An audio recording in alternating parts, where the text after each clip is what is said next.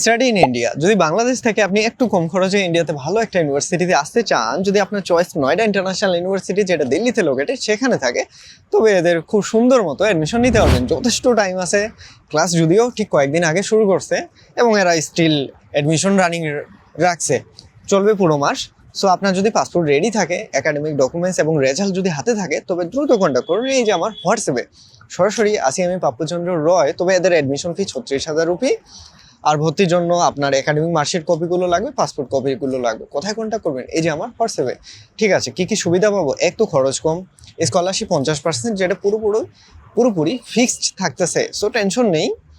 আপনার offer letter নিয়ে দেন হচ্ছে অ্যাডমিশন কনফার্ম করতে পারবেন। পুরো প্রসেসে আমি সহযোগিতা করবো ভিসার জন্য, আমি আছি ভাই ব্রাদার, টেনশন নেই। আর তবে আরেকটা বড় বিষয় যে ঠিক আরও কিছুদিন এদের অ্যাডমিশন চলবে, সো আপনি রিল্যাক্সে এখনও নয়ডা ইন্টারন্যাশনাল ইউনিভার্সিটিতে অ্যাডমিশন নিতে পারবেন। সেটা হোক ব্যাচেলার বা মাস্টার্সের যে কোনো সাবজেক্টের জন্য। ওকে, আর বাস আমি আছি অন ক্যাম্পাস। তো ভর্তির জন্য দ্রুত কন্ট্যাক্ট করুন, এই যে আমার হোয়াটসঅ্যাপে।